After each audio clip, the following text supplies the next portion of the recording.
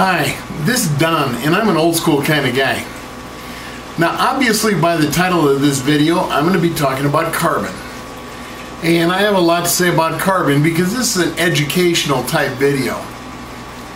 So I'm going to go on longer than I probably would like, maybe longer than you would like, but I'm going to tell you up front, there's a lot of information in here, a lot of learning. I'm going to go from some old school stuff to new school stuff and just talk about carbon in general. What triggered this whole thought was at a recent gathering of some like-minded individuals, I mentioned, when I was asked, I mentioned that I do not use carbon in any of my tanks. And I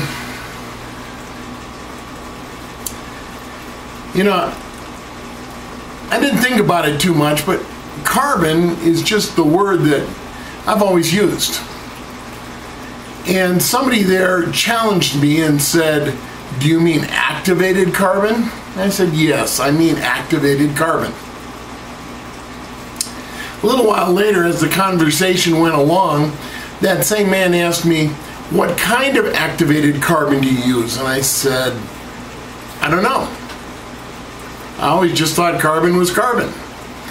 And he told me there are 4 kinds of activated carbon. Now I had to go look this one up. There's bead activated, granular activated, extruded activated, and powder activated. Now perhaps the reason I only thought there was one kind is because there's only one kind that's used in the aquarium hobby, and that's granular activated carbon. Now, so when I talk about carbon, I'm talking about the carbon we use in our fish tanks. So please excuse me if I don't say granular activated carbon every time I want to talk about the carbon we use in our fish tanks. Okay. Now, this know-it-all went even further a little bit later when I said that carbon absorbs things. He said, no, it adsorbs things. I had alpha Bravo, he had alpha Delta. Don't you just love the know-it-alls that want to nitpick everything? So for the know-it-alls that like to nitpick everything, the difference here for the rest of you is that absorb means that it takes something within itself. Like when I eat food, my body absorbs nutrients internally. Adsorb means it bonds externally. Like if I spray paint my arm adsorbs toxins from the paint. It bonds externally, okay? So when I say absorb, if you're a nitpicking perfectionist who's a know-it-all, understand that I know the difference between adsorb and absorb, and I'm going to say absorb anyway, just to irritate you. All right? Hey, come on everyone, let's have fun. So, in this lesson about carbon, let's start with some basics. When somebody says chemical filter, almost everyone's going to think carbon. Sure, there are others, but I'm going to ignore them for today, and we're going to just talk about carbon. Now, back in the old school days, almost everyone used carbon in almost every tank. I did. And why did we do that? Well, one reason is because we believed that in those days that old water was the best water. We didn't do water changes all the time. What this led to was yellowish water, especially if you like driftwood like I do, and it led to odors from your fish tank, mostly from the ammonia that builds up, especially in old tanks. So we used carbon and the carbon absorbed the odors. That's why we use carbon in air filters and purifiers. But carbon absorbed the odors, and it absorbed the tannins from the wood, and it just in general helped the water stay cleaner, fresher, smelling better, and that's why we used carbon in the old days. I used to use carbon all the time. So what about today? Should we use carbon? Yes. No. Why? It's time to learn and time for you to make your own decision. I'm going to give you a hint right off the top of the bat here. No one answer is right for everyone. One size does not fit all. Ask the man who weighs 400 pounds about t-shirts. One size does not fit all. Hello? So before you make your decision, I want to help you learn and understand about carbon.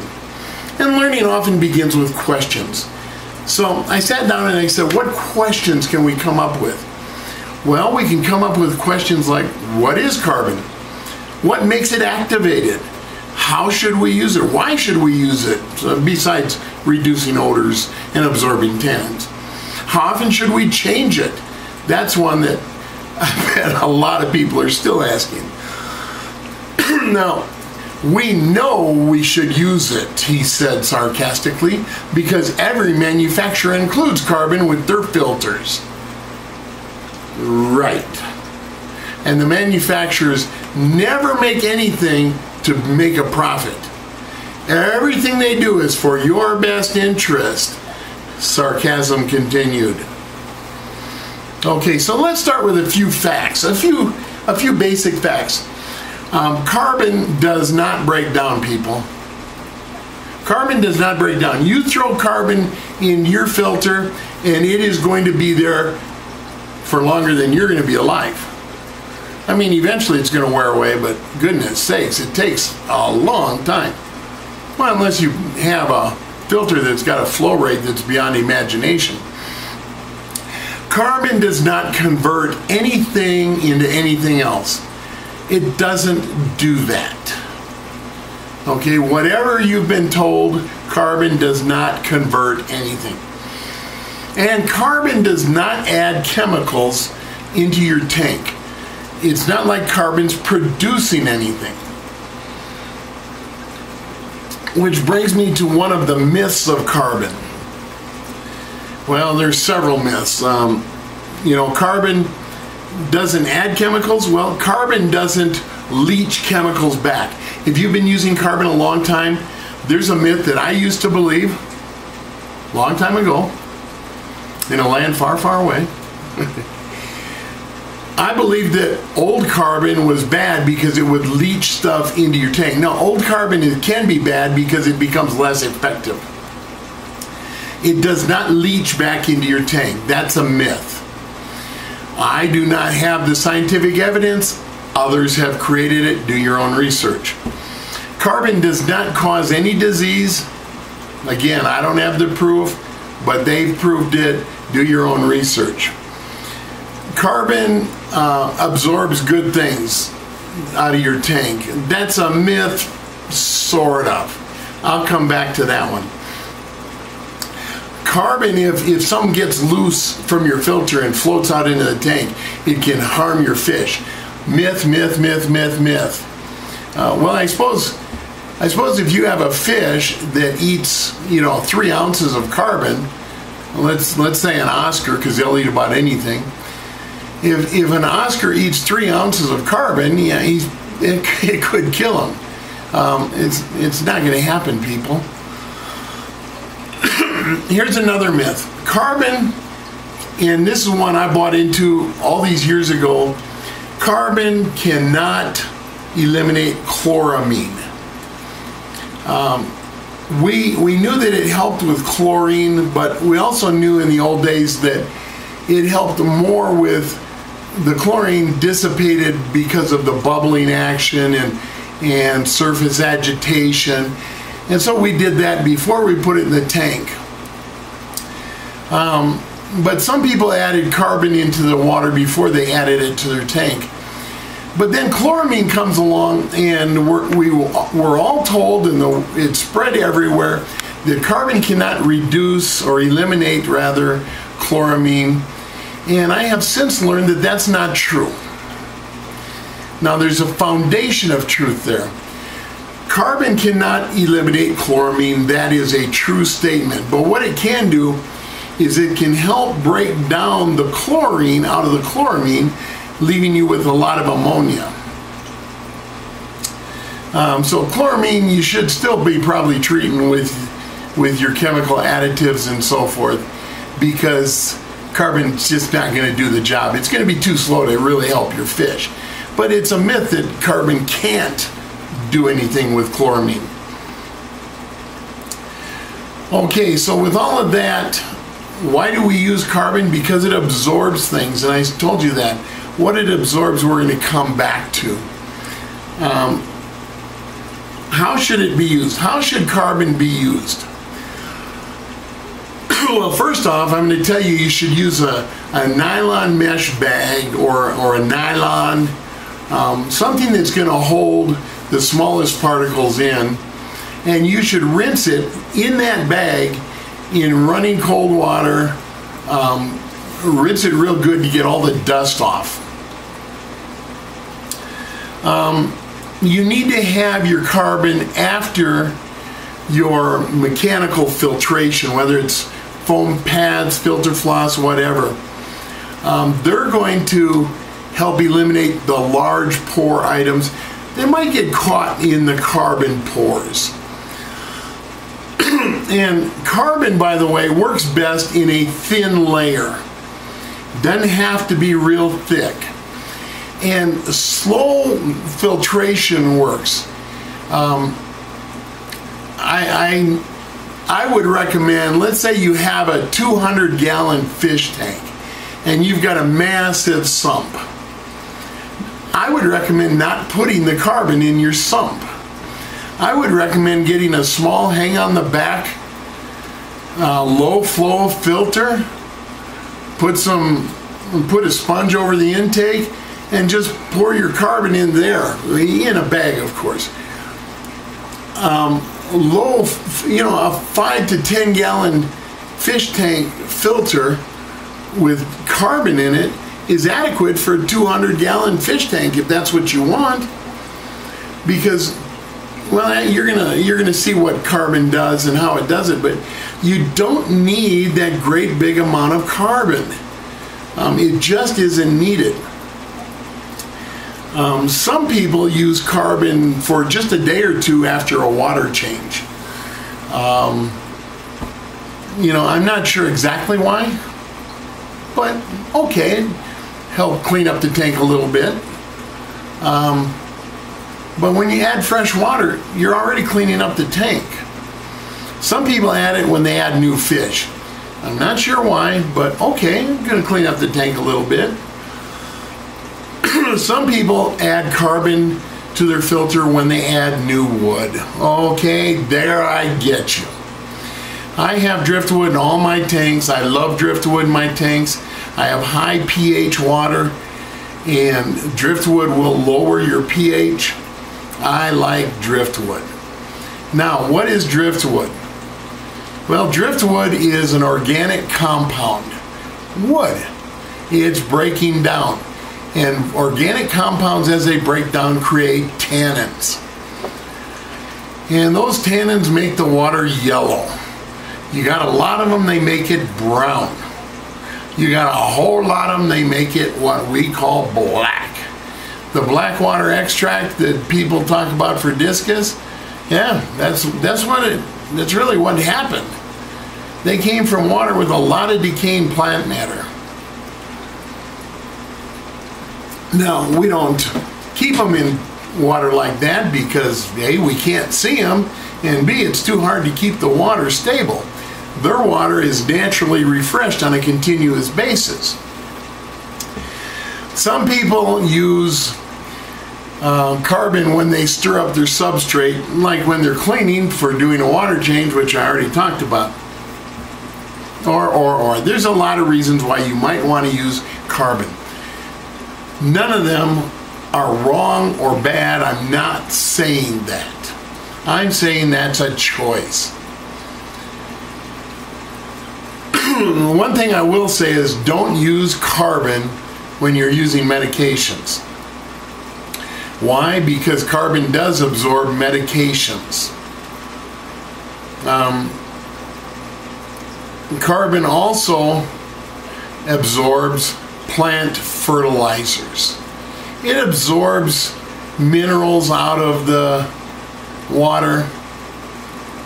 And so when somebody says that carbon is bad, it absorbs good things, yes it does. It absorbs medications. So if you use methylene blue and you want to get rid of it in a hurry, add some carbon to your filter. Now how fast depends on how much, how big your tank is. If you are fertilizing your plants, carbon can absorb a lot of the good stuff there. Here's the thing. I don't use carbon even in those situations. Why? Because if I use a medication, when I'm done using the medication, I do 2 or 3 water changes in the first week, it's all gone. And if I'm using plant fertilizers, I don't want carbon in there. Plus, like I said, I use driftwood. My tanks have tannins in them. My tanks tend to be, you can see right through them. This one is a see-through tank over here, and I can't reach my camera to move it. This tank right here is 360 view, and you can see right through it, and you can't see any yellow in it. If I take a glass of water out of there, and it's in clear or white cup, you can see the water's got a yellow tinge to it. Not a lot, not visible, until you see it under the right circumstances. Okay, so what is, I'm rambling here. So what is carbon? Carbon is made from, well, it can be made from a lot of things. Wood, coal, peat. I was out of the hobby at this time, but I'm told in the 80s, they actually were making carbon out of coconut husk. And that didn't work so good, so they stopped doing that. Carbon can be made out of a lot of things. The majority of, because carbon's a building block of life. That's why in some of the sci-fi movies, they have a computer from another planet saying carbon-based life form. Okay? Carbon comes from organic-based materials. But some carbon works better with water, some carbon works better with air filters and so forth. There's different pore sizes and so on and so forth. The carbon we use in our fish tanks is predominantly made from coal. Some might be made from peat, but bituminous coal is the most common that's used for drinking water and for aquariums. Oh yeah, one thing I forgot is carbon can absorb some heavy metals like chlorine. I didn't know that was a heavy metal, but somebody said that, and he seemed more knowledgeable than me. When you're doing freshwater tanks, carbon is of less importance than to consider the amounts and so forth than salt water. You know what helps with salt water is that all that foam on top, that's protein mostly, and carbon helps deal with that too. So reef keepers, especially small tanks, they worry about carbon absorbing too many of the trace elements.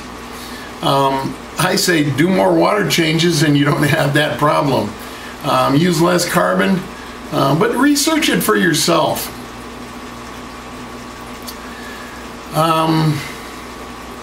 There is some bad news about carbon. Hate to tell you this, but yeah, there's some bad news. There are 3 things carbon does not absorb. Well, there's a lot of things, but 3 things that freshwater aquarium keepers always worry about. And carbon won't help you. It will not remove ammonia. It will not remove nitrite, and you guessed it, it will not remove nitrates. Maybe that's why we test for those with all those test kits. That very famous API test kit with the test tubes. Yeah, those three are in there, aren't they? And them and pH. That's because carbon won't remove those. So we have to do that in other ways. That's why we test. So, and oh, by the way, for the high-tech tank keepers, planted tanks, do you know what carbon can remove? Yeah, it can remove carbon dioxide. Now, don't worry about it. Again, I haven't tested this, but there are a lot of people that have. Unless you use a lot of carbon, you're pumping more carbon dioxide into your high-tech tank than your carbon's going to absorb. But hey, it's a factor. Cheap carbon, especially, can leach phosphate into your water. And phosphate is necessary for the plants, but too much phosphate from a cheap carbon will definitely lead to a big algae bloom.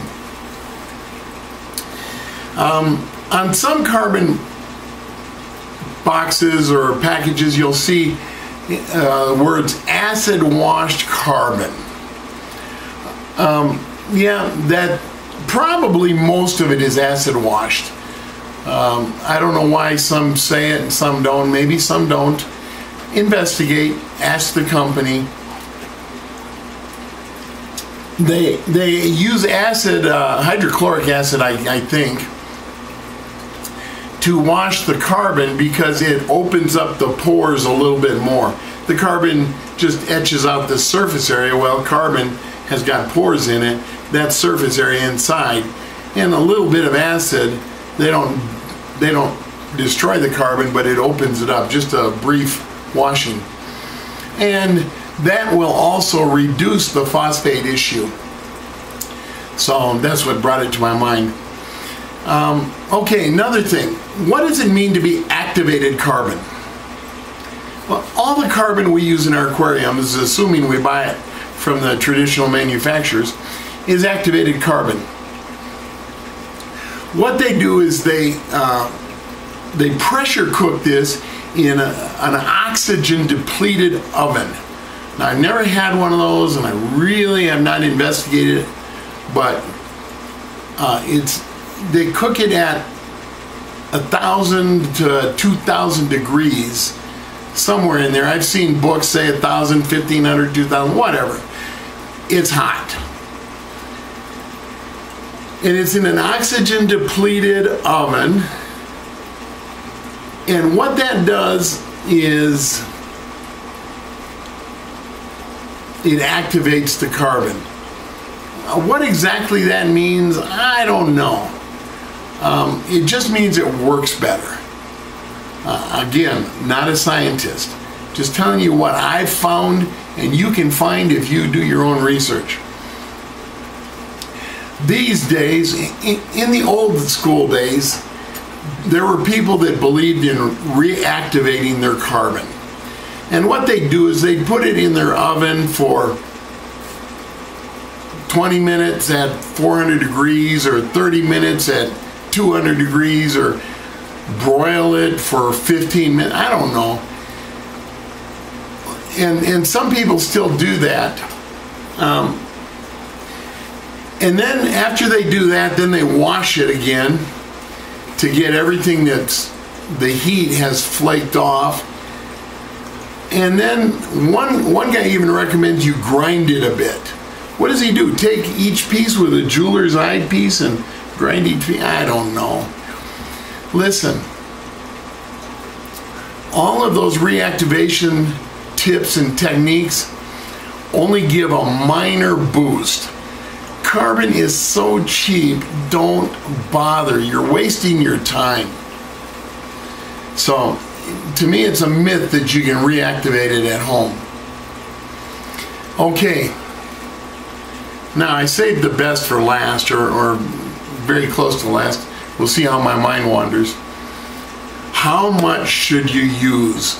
When do you change it? These are the questions that the everyday hobbyist wants to know. Now, the first thing people often tell me is, well, the manufacturer says, I don't want to hear it.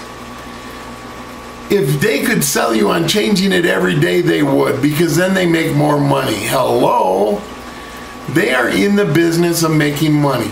Yes, they're going to tell you to change your carbon every week. Yes, they're going to say change it every month. Yes, they're going to say change it, whatever they can make you believe. Now, when should you change it? Well, the truth is nobody knows. Except you. It depends on your tank size. It depends on the amount of filtration you have. It depends on how much you feed. It depends on the number of fish you have, the size of the fish, the length, the width, the height. It depends on what those fish are like. Goldfish, they produce a lot more ammonia and other stuff. And remember, carbon helps with ammonia. It won't absorb ammonia, but it helps with the odors from ammonia. If you have extremely predatory fish, let's pick piranha, famous one. When they eat, there's stuff flying all over the place. The dirty, messy fish, carbon helps more, simply because it helps keep down the odors and helps keep the water cleaner looking, because all that waste and the bits of fish left by the predators, that's all organic too, and it breaks down and it colors your water. Okay, so I waffled. How much do you use?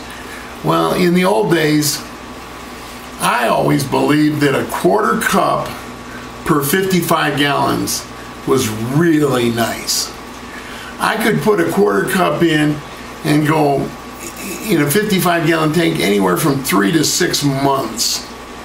And I just observed my tank. I smell every tank every day.